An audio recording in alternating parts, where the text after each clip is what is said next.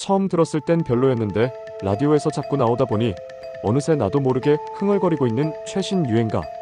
딱히 살 생각은 없었는데 유튜브와 지하철 광고에서 계속 눈에 띄던 음료수를 편의점에서 무심코 집어드는 나의 모습. 그리고 처음엔 그저 같은 과 동기 혹은 매일 아침 같은 엘리베이터를 타는 직장 동료였을 뿐인데 자꾸 마주치다 보니 어느 순간부터 신경 쓰이고 호감이 가기 시작하는 그 사람까지.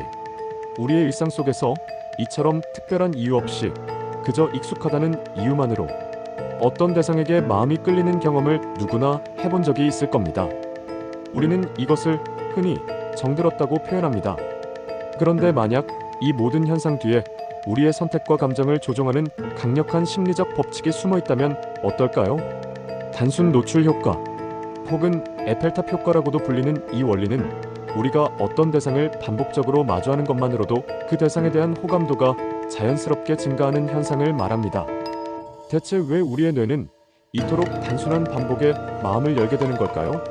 그리고 이 비밀스러운 원리는 우리가 무엇을 사고 누구를 뽑고 누구를 사랑할지에 대해 어떻게 막강한 영향력을 행사하고 있을까요? 오늘의 지식, 우리도 모르는 사이 우리의 마음을 움직이는 조용한 힘, 단순 노출 효과의 모든 것을 파헤쳐봅니다. 여기서 잠깐 1분 컷 지식을 구독하고 좋아요와 댓글로 응원해주세요. 새로운 지식에 대한 요청이나 잘못된 내용에 대한 제보는 언제나 환영합니다.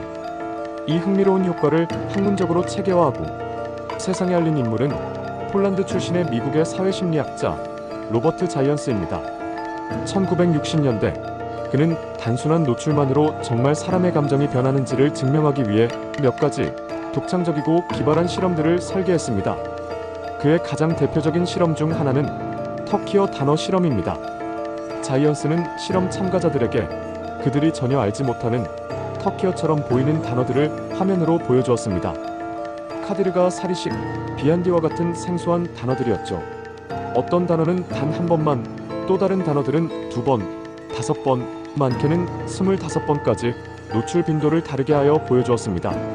잠시 후 그는 참가자들에게 이 단어들이 사실은 터키어의 형용사라고 말해주며 각각의 단어가 좋은 의미일 것 같은지 아니면 나쁜 의미일 것 같은지를 추측해보라고 요청했습니다. 결과는 놀라웠습니다. 참가자들은 단어의 실제 의미를 전혀 몰랐음에도 불구하고 화면에서 더 자주 봤던 단어일수록 더 긍정적인 의미를 가졌을 것이라고 추측하는 경향을 보였습니다.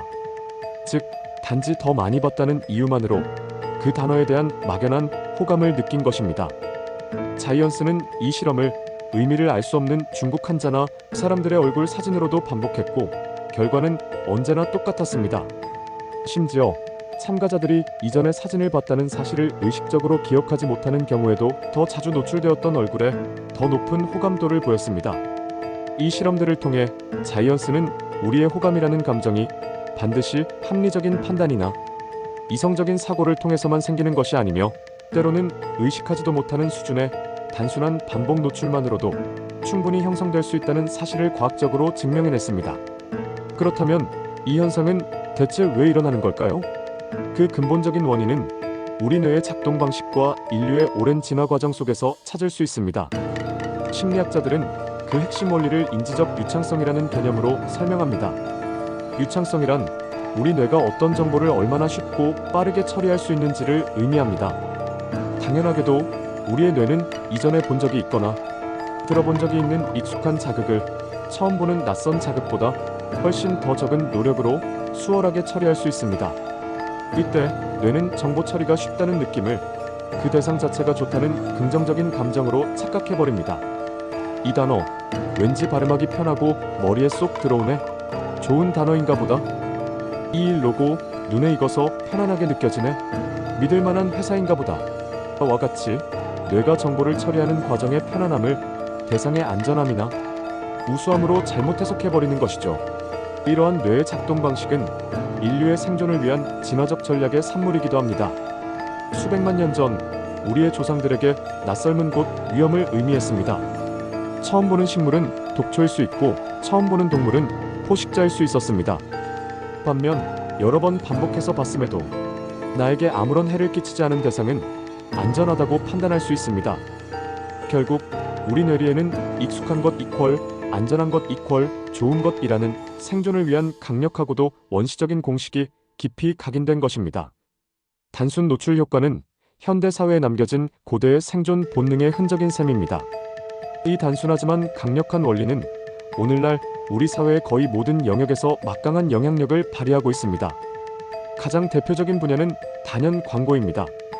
기업들이 천문학적인 비용을 들여 TV, 유튜브, 5개 광고판에 자사의 로고와 상품을 반복적으로 노출시키는 이유는 단지 상품의 기능을 설명하기 위함만이 아닙니다. 그들은 소비자의 뇌리에 자신들의 브랜드를 익숙하고 편안한 것으로 각인시키고 있는 것입니다. 마트의 진열대 앞에서 수많은 상품들 사이에서 고민할 때 결국 우리의 손은 논리적인 판단보다는 무의식적으로 가장 익숙한 그 상품으로 향할 확률이 높습니다. 정치의 세계도 마찬가지입니다.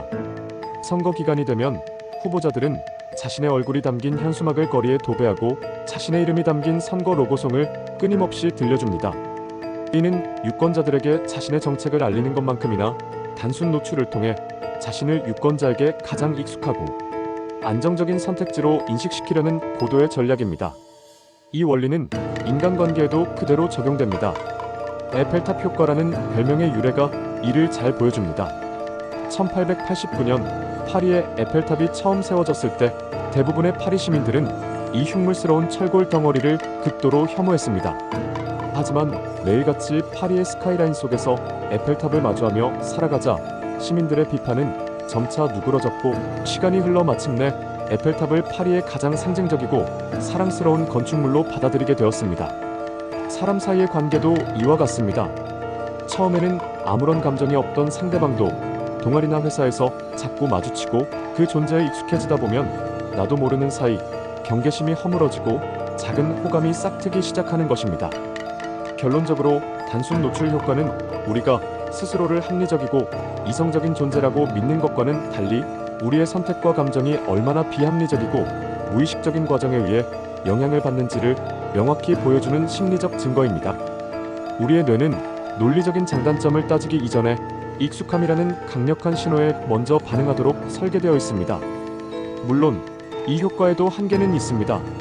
처음부터 매우 부정적인 인상을 준 대상은 반복해서 볼수록 오히려 더 싫어질 수 있습니다. 또한 너무 과도한 노출은 오히려 지겨움을 유발하여 호감도를 떨어뜨리는 마모 효과를 낳기도 합니다.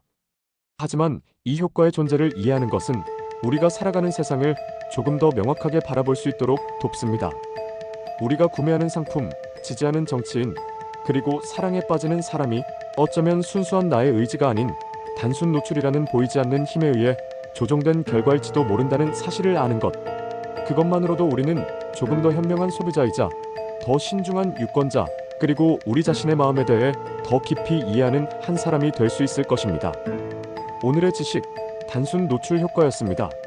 1분 컷 지식을 구독하고 더 많은 지식을 만나보세요.